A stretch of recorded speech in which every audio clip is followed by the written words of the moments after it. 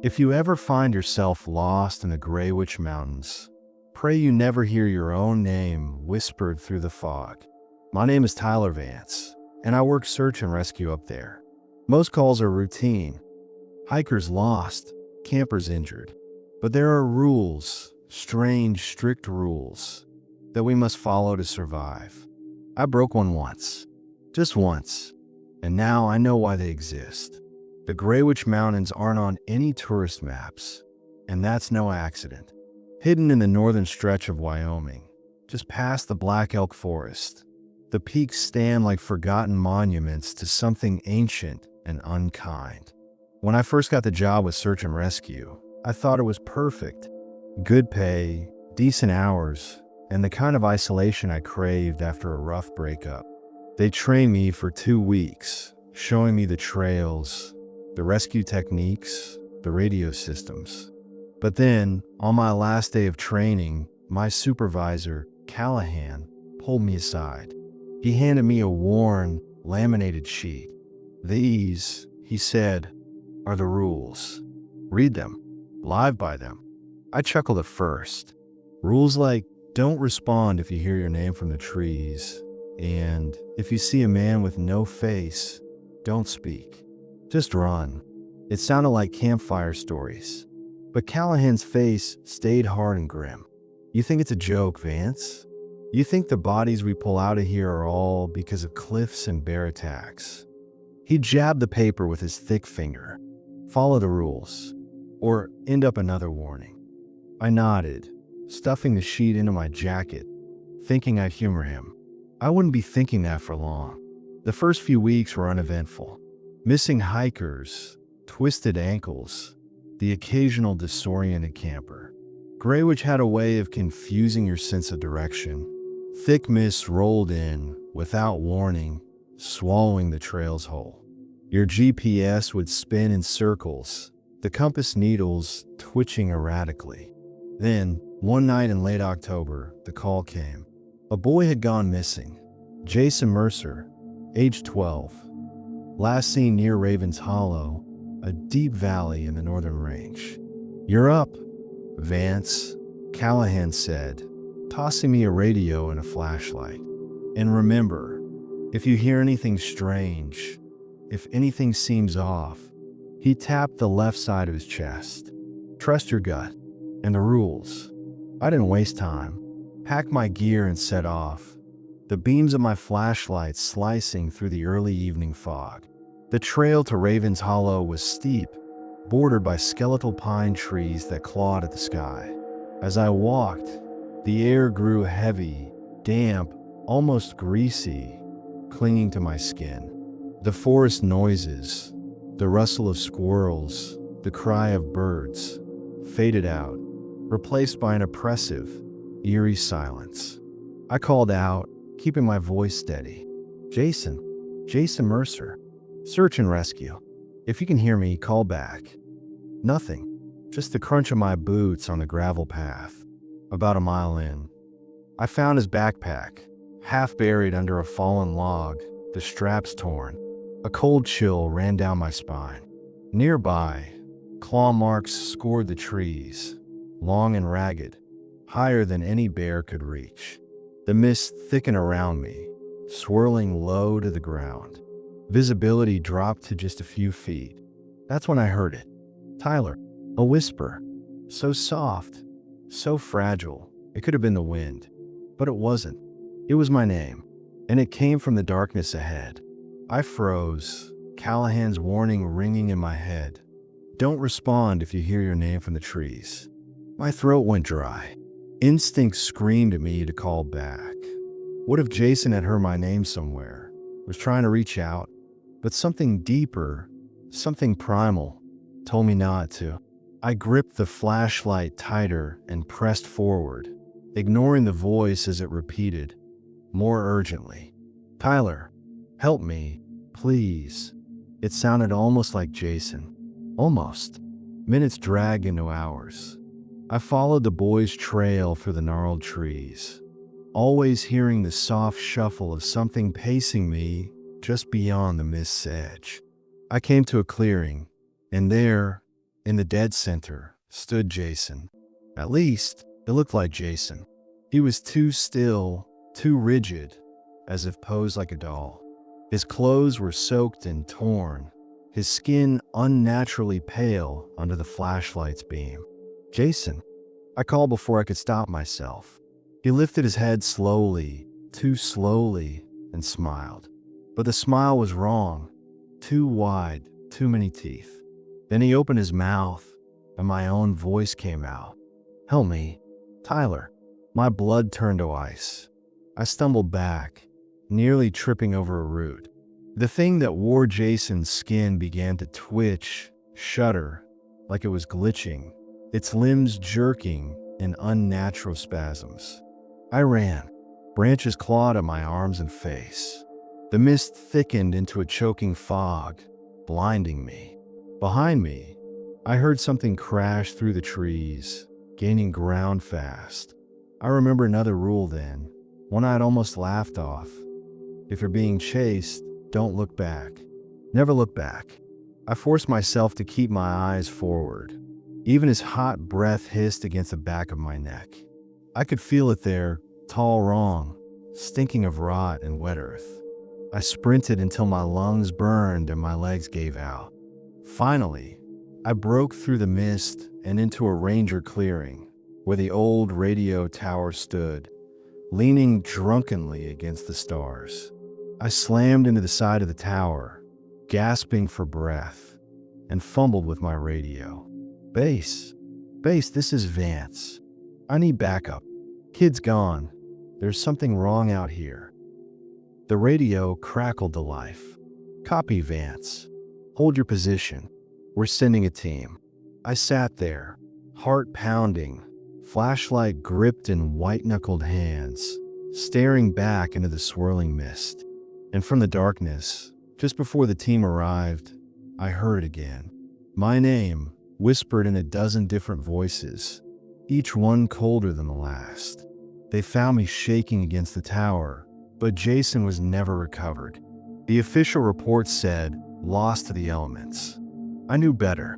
That night, I opened my jacket, pulled out the laminated sheet Callahan had given me, and read every word by the flickering light of my dying flashlight. Because now I knew the rules weren't just suggestions. They were the only thing keeping me alive. After my first real encounter with the Grey Witch Mountains, I stopped thinking of the rules as superstition. Jason Mercer was gone, swallowed by something that wore his face like a mask. I survived only because I followed the warnings. But that was just the beginning. A darker threat lurked deeper in those woods, one that could bend the mind and spirit. And soon, I'd come face to face with a whistling man. I didn't sleep that night. Even back at base camp, where floodlights kept the perimeter glowing and other rangers chatted casually over coffee, I couldn't shake the feeling that something had followed me back. Callahan noticed the way I jumped at every noise. "You saw one of them," he said matter-of-factly. I didn't deny it. He tossed a crumpled thermos onto the table in front of me. "You're gonna need coffee," he said. "You won't want to sleep for a while." I picked up the thermos with trembling hands. "What the hell is out there?" I asked. Callahan sat down across from me. His eyes were dark, sunken pits, haunted by years of encounters. "No one really knows," he said. "They've been here longer than we have. The mountain feeds them. They twist things, people, memories." He leaned closer. "And whatever you do, if you hear whistling at night, don't answer. Don't whistle back. And for God's sake, don't follow it." I swallowed hard. "Is that another rule?" He nodded grimly. "One of the oldest." 3 days passed without incident. I stayed close to the station, running drills, checking inventory. Part of me thought maybe I'd imagined everything out there. Stress, exhaustion, nerves, they could do strange things to a man. Then the second call came. A group of hikers, 3 friends in their 20s, hadn't checked back in. Their last known location was Devil's Spine, a razor-thin ridge deep inside the mountains. I geared up without question. Callahan pulled me aside before I left. "You'll be out past dark," he said. He shoved a small pouch into my hand. Inside were three things: a pocket watch, a small mirror, and a whistle. "You'll know when to use them," he said cryptically. "And remember the rules." The sky was already bruising purple as I set out. The trail to Devil's Spine was cruel and narrow, the cliffs on either side plummeting into mist-choked voids.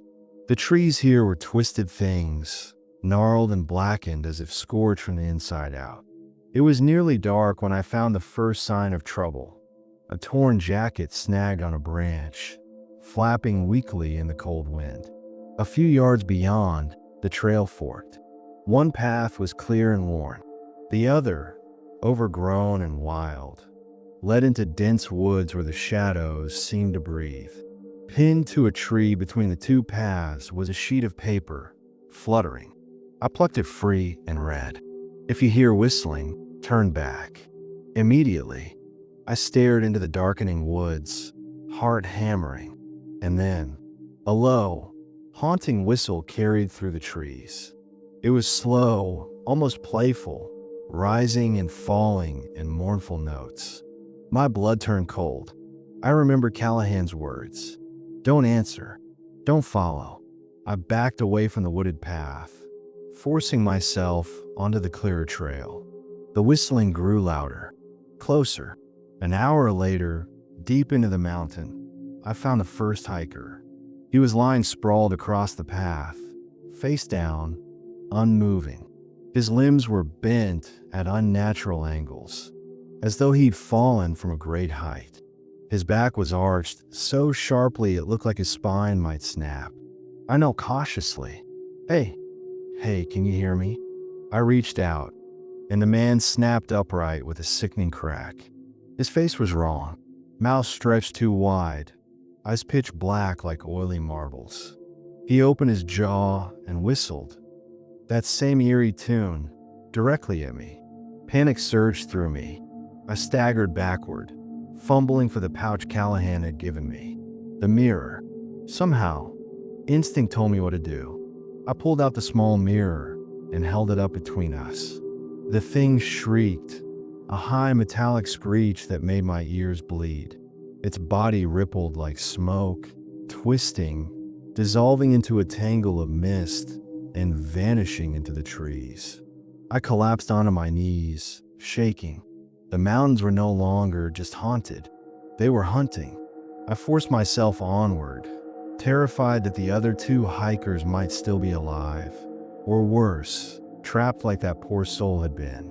The trail narrowed again, threading through enormous boulders that rose like tombstones on either side.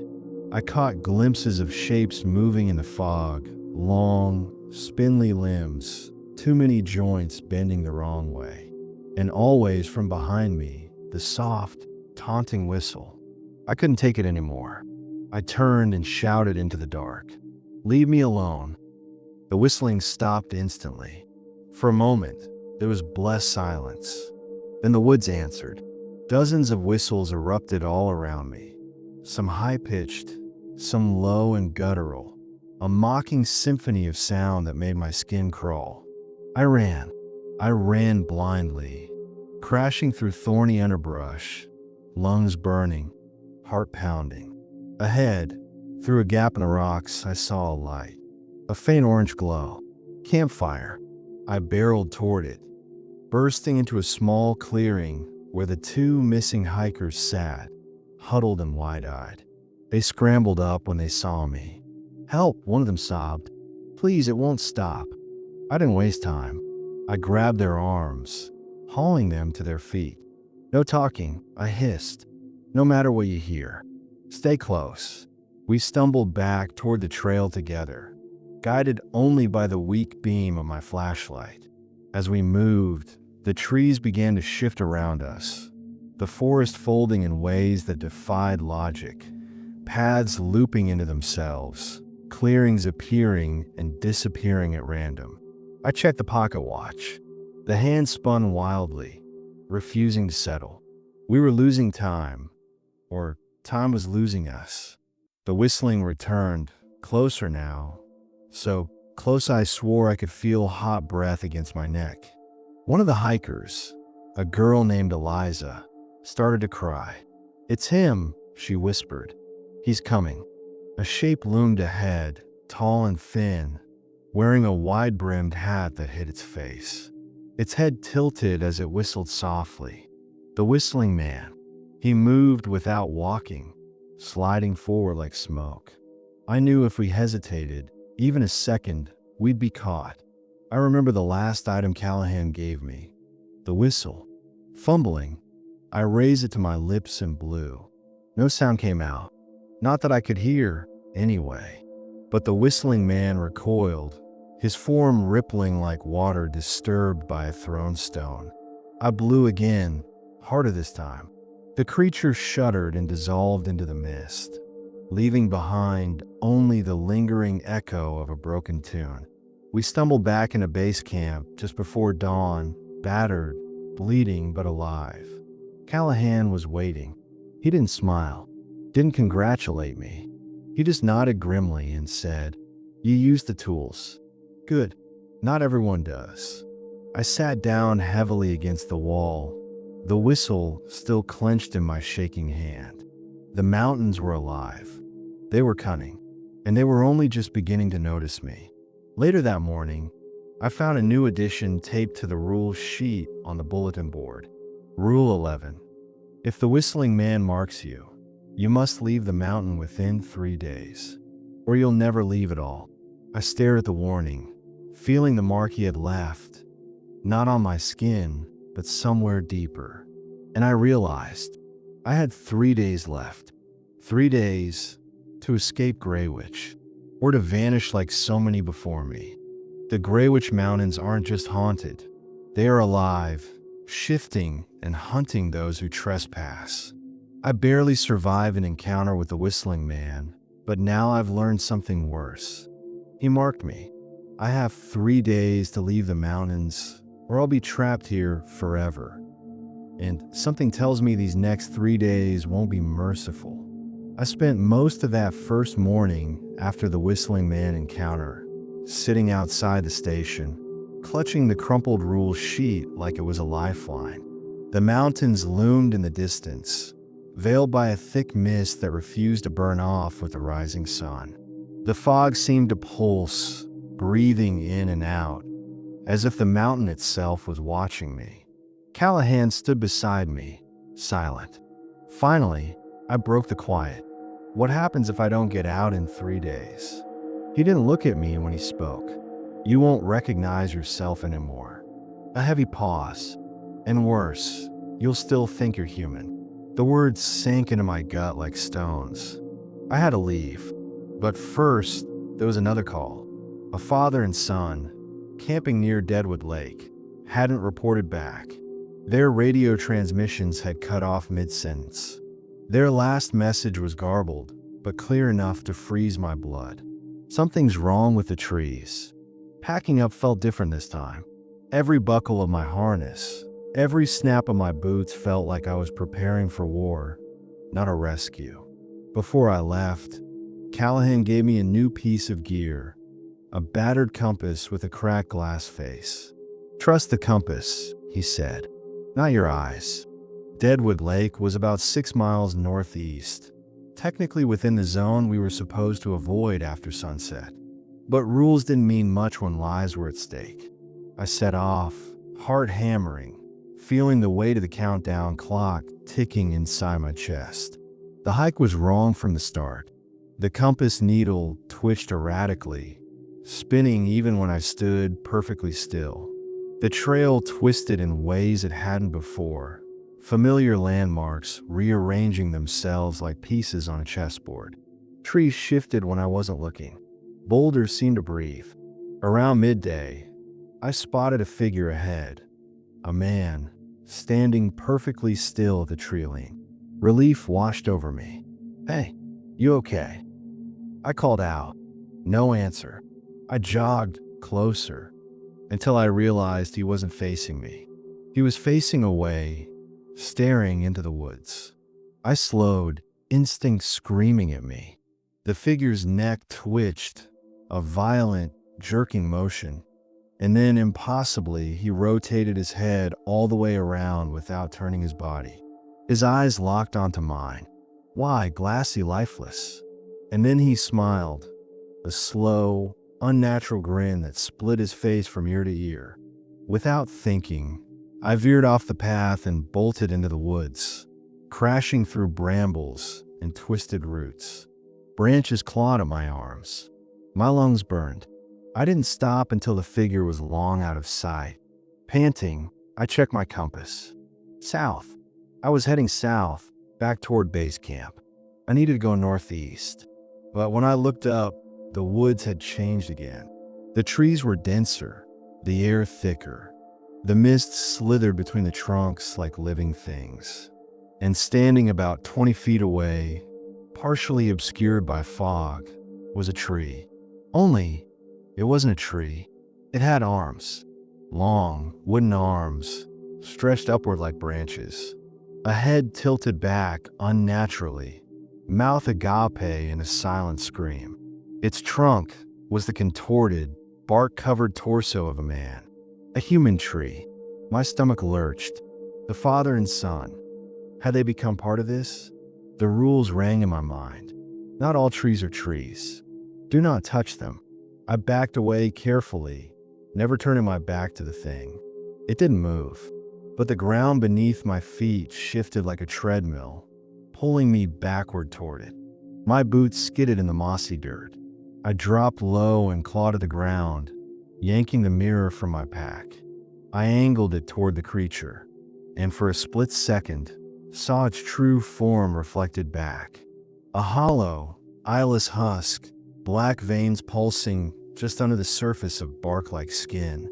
The thing let out a whispery, gurgling sound, a death rattle, and then froze once more, blending seamlessly into the forest. I scrambled away, heart slamming against my ribs. Hours later, battered and exhausted, I stumbled into a clearing near Deadwood Lake. The water was still, too still. Not even ripples marred its glassy surface.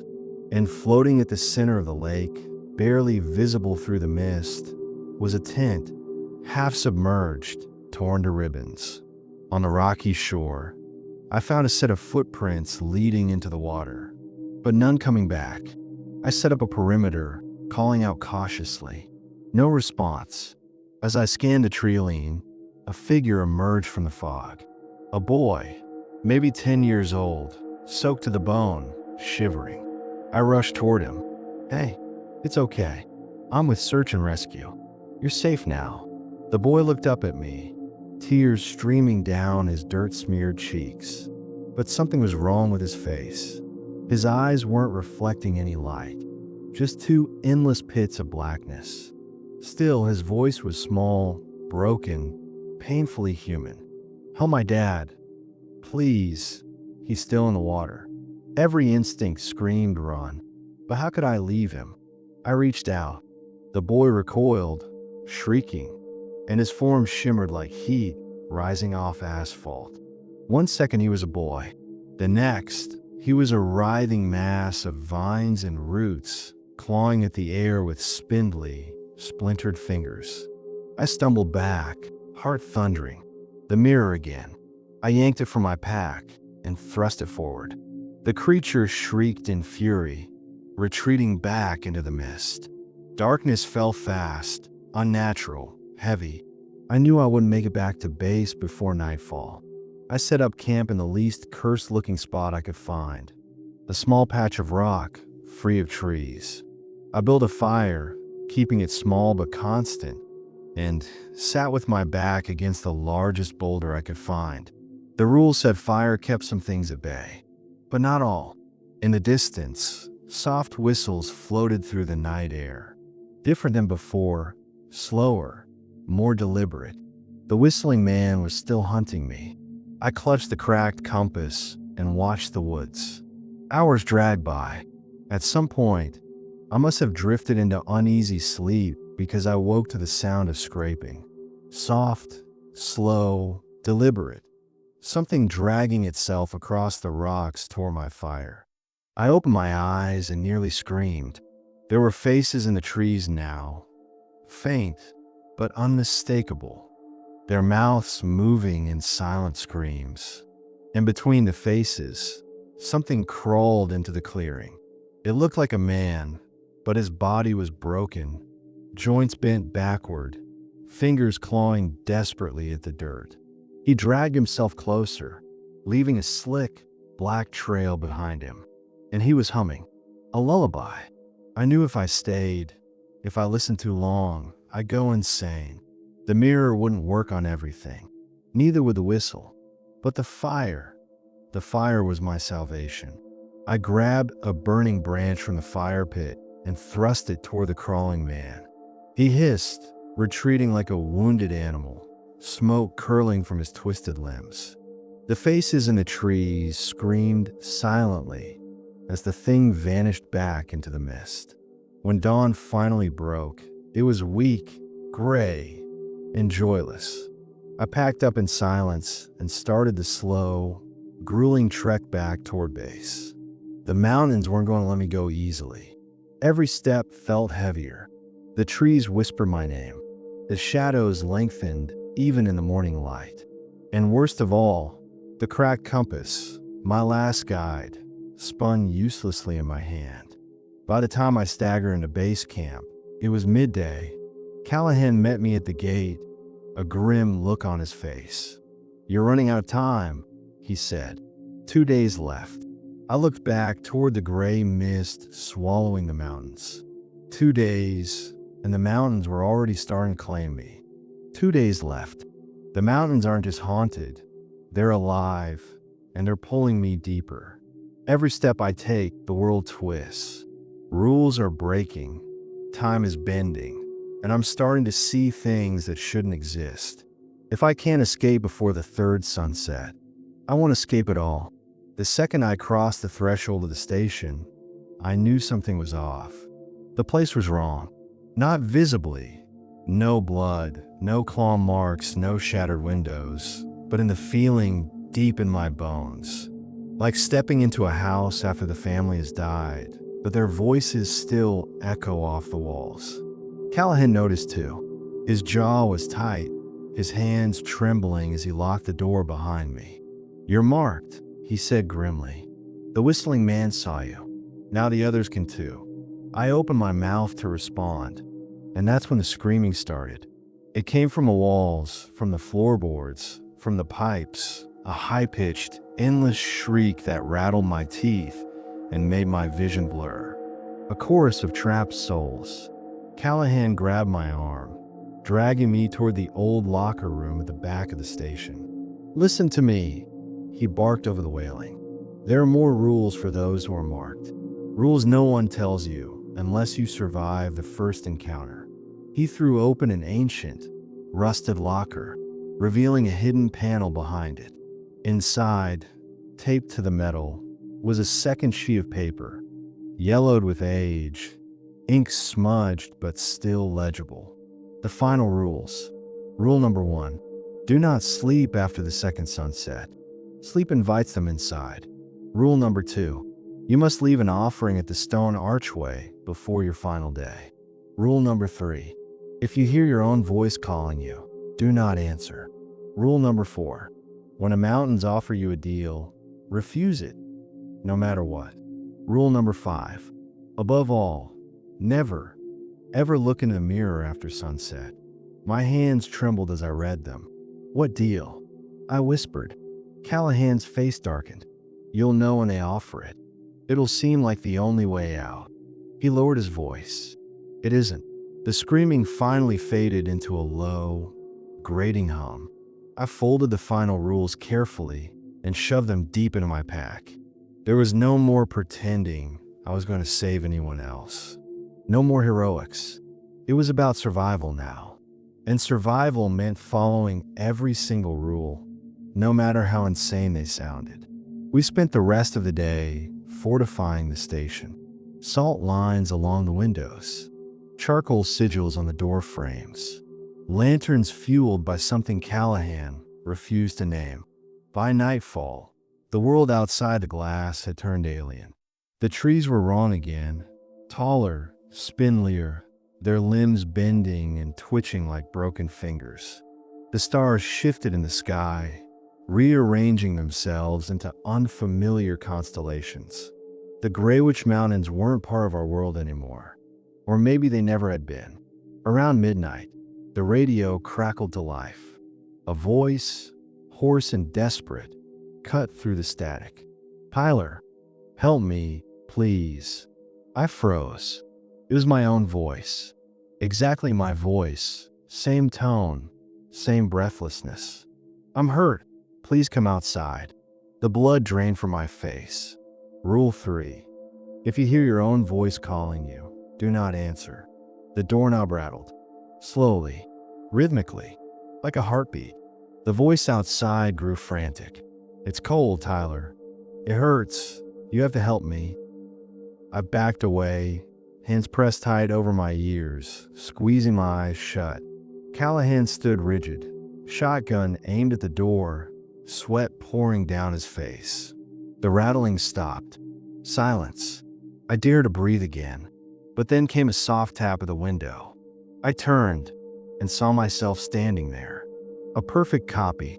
Same clothes, same cuts and bruises, same terrified expression. But its mouth wasn't moving. The sound was still coming from the radio. The doppelganger grinned, showing teeth that were just a little too sharp, a little too many. I dropped to the floor behind the counter, heart slamming against my ribs. We stayed like that until dawn, too terrified to move. When the first rays of sun pierced the twisted forest, the copy of me at the window vanished like mist. The mountains weren't waiting for the third sunset to claim me. They were coming early. I was running out of time faster than I thought. Callahan and I packed to leave. He insisted on one last task, the offering. The stone archway was a half-day's trek north, deep in a part of the mountains no sane person visited. Legend said it was the oldest part of Greywitch, a place where the veil between worlds was thin, and if you wanted to leave, you had to pay your respects. "What's the offering?" I asked, shouldering my pack.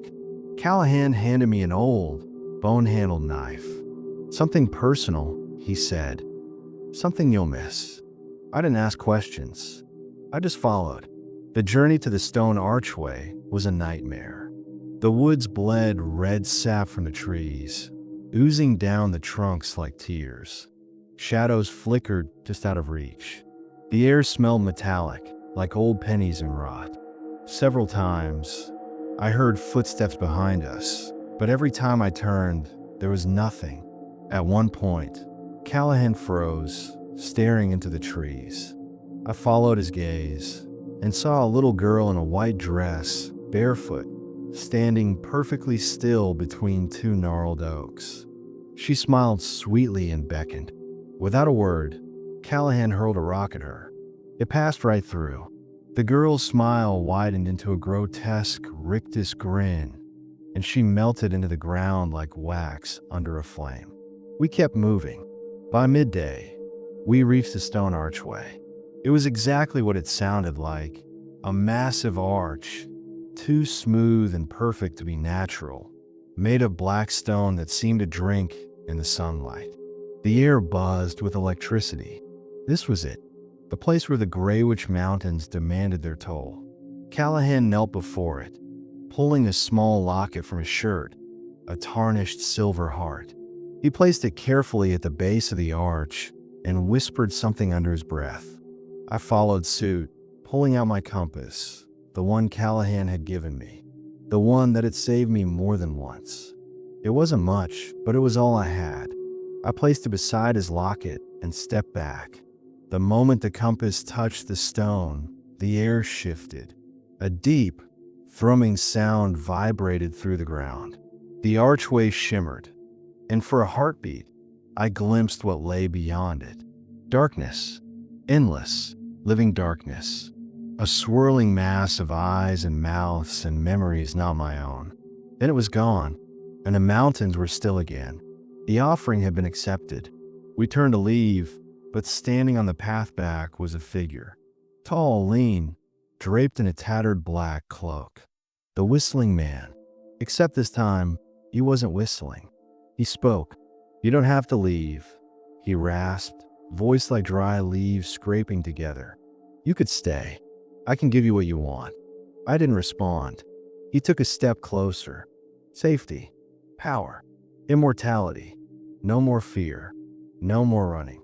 His voice wormed into my mind, oily and sweet. A better life. Freedom from fear. It sounded so tempting. Rule 4. When the mountains offer you a deal, refuse it, no matter what. I closed my eyes, clenching my fists. "No," I whispered. The whistling man tilted his head slowly. For a moment, I thought he would strike me down where I stood. But instead, he simply smiled. A ghastly, knowing smile, and evaporated in a mist. We hiked back in silence.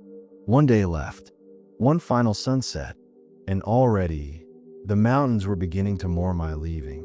I could hear them whispering my name on the wind, calling me home. By the time we reached the station again, the sun was sinking low behind the twisted peaks. Tomorrow would be my final chance. If I failed, I would belong to Grey Witch forever. And something told me the mountains were going to throw everything they had of me to keep me here. This is it, my final night in Grey Witch. The rules are tightening, the mountains are alive, and everything is hunting me. If I don't make it down before the last sliver of sunlight vanishes, I won't just die. I'll become part of this cursed place forever. The morning of the final day broke gray and heavy, like the sky itself was warning me. The usual trails back to the main road had vanished. Where there had been rough paths, now there were endless thickets. Thorny, blackened brambles coiled like snakes. Trees loomed, their branches clawing at the sky. Grey Witch wasn't going to let me go easily. Callahan handed me a crude map he'd drawn the night before, an alternative path, one he said the mountains couldn't erase because it was older than the forest itself. He didn't say goodbye. He just gripped my shoulder tightly and said, "Don't look back." And then he was gone, swallowed up by the mist that crept in like cold fingers. I took a deep breath, tightened the straps of my pack, and started walking. The path was narrow, twisting, barely visible between the gnarled trees. Every few minutes, I'd feel something brush the back of my neck, icy and weightless, but every time I spun around, there was nothing. The sun inched across the sky with agonizing slowness. The rules buzzed in my mind like a swarm of angry bees.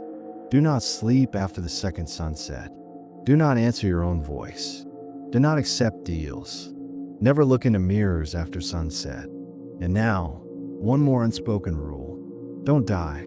By noon, the real horror began. The mountains themselves seemed to rebel against me. The ground cracked and shifted under my boots, trying to spill me into bottomless ravines that hadn't been their seconds before. The trees moved, subtly but unmistakably, bending their limbs to block my way. Twice, I saw figures dart between the trunks, blurry shapes that resembled people I knew. My mother, my old partner from search and rescue, even myself. They whisper my name in sweet, pleading tones. I kept moving, teeth gritted, fists clenched so tight my nails bit into my palms. Every step was a battle. Then, halfway down the ravine trail, I found a mirror. It stood in the middle of the path, as if it had grown there. An antique, full-length mirror with a golden frame, ornately carved with faces that seemed to weep and grin simultaneously. I knew better. I squeezed my eyes shut, inching past it sideways, refusing to glance at my reflection. But the mirror spoke, not aloud, inside my mind. "Tyler, look. Look and see the truth." The temptation gnawed at me, the desire to know, the sick, burning need. I stumbled, nearly falling against the glass. But the last moment, I remembered. Rule 5. Never look into mirrors after sunset. I shoved the mirror hard. It toppled backward, shattering into 1,000 screaming shards. The air rippled, and for an instant, I glimpsed the faces trapped inside. Countless souls, pounding against the glass, their mouths open in eternal agony. They had all looked. I ran. As the afternoon bled into evening, the sky turned a hideous shade of bruised purple.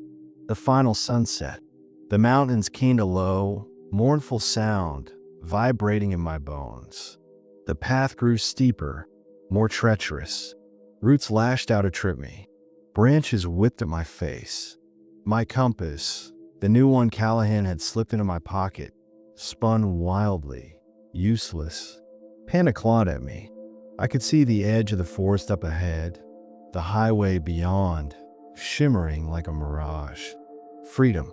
But between me and the road stood the whistling man. He was waiting. This time, he didn't offer a deal. He just lifted his hand and pointed behind me. Against my better judgment, I glanced over my shoulder and saw my mother, or the perfect illusion of her.